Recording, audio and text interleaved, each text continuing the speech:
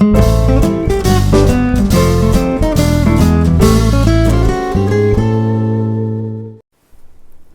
Friends, welcome to தெய்வாஸ் Nalabagam. இன்றைக்கி தெய்வாஸ் நலபாகத்தில் நல்லா புசு புசுன்னு பூரி எப்படி செய்கிறதுன்னு சொல்லி பார்க்கலாம்.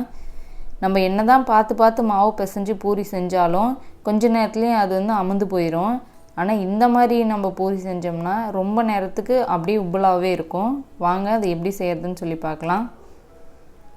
பூரி செய்கிறதுக்கு ஒரு மிக்சிங் பவுலில் 2 கப் கோதுமை மாவு எடுத்திருக்கேன். இதில் ஒரு அரை ஸ்பூன் உப்பு சேர்த்துக்கோங்க.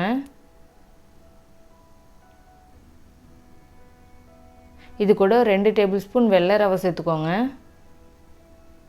இதில் 1 டேபிள் ஸ்பூன் ஆயில் சேர்த்துக்கோங்க. சேர்த்துட்டு இதெல்லாம் நல்லா கலந்து விட்டுருங்க. கலந்துட்டு இப்போ தண்ணி சேர்த்துக்கலாம். இதில் கொஞ்சம் கொஞ்சமாக தண்ணி சேர்த்துட்டு நல்லா பிசைஞ்சுக்கோங்க. நான் 2 கப் மாவு எடுத்தேன். எனக்கு 1 கப் தண்ணி சரியாக இருந்துச்சு. நீங்கள் உங்கள் மாவுக்கு தகுந்த மாதிரி தண்ணி சேர்த்து கொஞ்சம் கெட்டியாக பிணைஞ்சிக்கோங்க. மாவு சப்பாத்தி மாவு அளவுக்கு நம்ம பிணையக்கூடாது. அதை விட கொஞ்சம் திக்காக இருக்கணும், கொஞ்சம் கெட்டியாக இருக்கணும். பாருங்கள், இந்த மாதிரி இருக்கணும். இந்த மாதிரி எல்லாம் ஒன்று சேர்ந்து வந்ததுக்கப்புறம் இதை இந்த மாதிரி கொஞ்சம் அழுத்தம் கொடுத்து நம்ம இதுக்கு பிணைஞ்சிக்கணும். ஒரு 2 நிமிஷத்துக்கு. நம்ம சப்பாத்தி மாவுக்கு பிணையிற மாதிரி ரொம்ப நேரம் இதுக்கு பிணைய தேவையில்லை. ரொம்ப அழுத்தி ஹார்டாக ரொம்ப நேரம் பிணைய தேவையில்லை. இது ஒரு 5 நிமிஷம் பிணைஞ்சாவே போதும். பாருங்கள், இந்த மாதிரி பிணைஞ்சிட்டு நீங்கள் ஒரு 2 நிமிஷம் பிசைஞ்சிங்கனாவே மாவு நல்லா சாஃப்ட் ஆகணும். அந்தளவுக்கு பிசைஞ்சிங்கன்னா போதும்.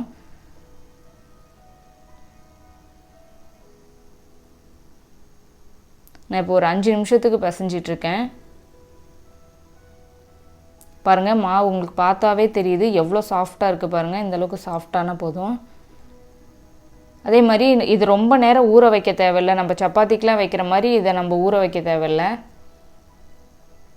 நம்ம ஒரு 5 நிமிஷத்துலேயே நம்ம பூரி செய்ய ஸ்டார்ட் பண்ணிடலாம்.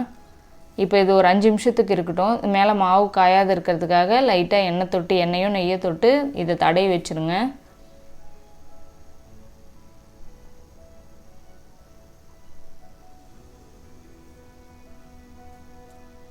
பாருங்கள், இந்த அளவுக்கு மாவு இருக்கணும். இது ஒரு மூடி போட்டு மூடி வச்சிடலாம். ஒரு 5 நிமிஷம் கழித்து நம்ம பூரி செய்ய ஸ்டார்ட் பண்ணிடலாம். இப்போ ஒரு 5 நிமிஷத்துக்கு மேலே ஆகுது. பாருங்கள், மாவு எவ்வளோ சாஃப்டாக இருக்குதுன்னு பாருங்கள். இப்போ இது சின்ன சின்ன உருண்டையாக பிடிச்சி வச்சிடலாம்.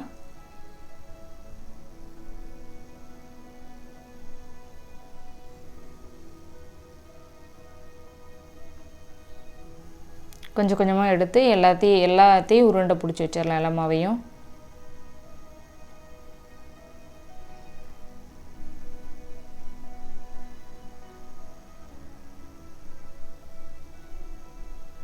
இப்போ எல்லா மாவையுமே உருண்டை பிடிச்சி வச்சாச்சு. இப்போ நம்ம தேய்க்கிறதுக்கு ஸ்டார்ட் பண்ணிடலாம்.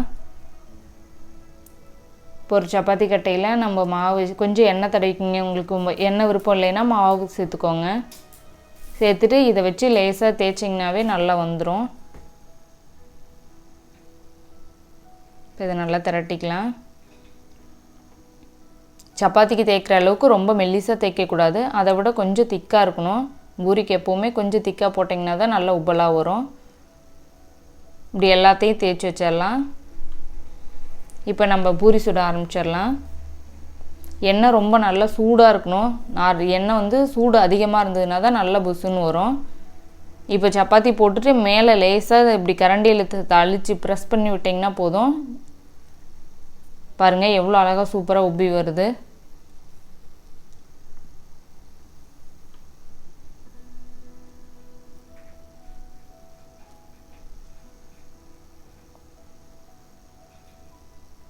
திருப்பி 2 பக்கம் வெந்ததுக்கப்புறம் எடுத்துடலாம். சீக்கிரமாக ரெடி ஆயிரும். பாருங்கள், எவ்வளோ சூப்பராக ரெடி ஆயிடுச்சு பூரி. ரொம்ப சாஃப்டாக புஷ்ஷுன்னு இருக்கும். அடுத்த பூரி போட்டுடலாம். எண்ணெயில் போட்டதுக்கப்புறம் அப்படி இந்த கரண்டியில் லேசாக ப்ரெஸ் பண்ணி விடுங்க. இந்த ஆயில் அப்படியே மேலே எடுத்து அப்படியே ஊற்றினோம்னா போதும், புஷ்ஷுன்னு வந்துடும். இப்போ திருப்பி போட்டுடலாம். அப்படியே திருப்பி போட்டுடலாம்.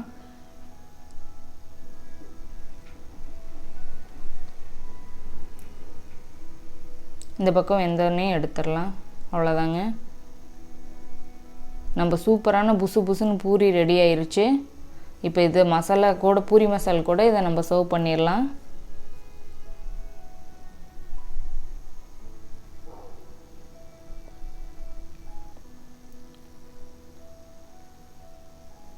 நம்ம சூப்பரான பூரி ரெடி ஆயிருச்சு. நீங்களும் ட்ரை பண்ணி பாருங்கள். உங்களுக்கு பிடிச்சிருந்துச்சின்னா சேனலை சப்ஸ்கிரைப் பண்ணுங்கள்.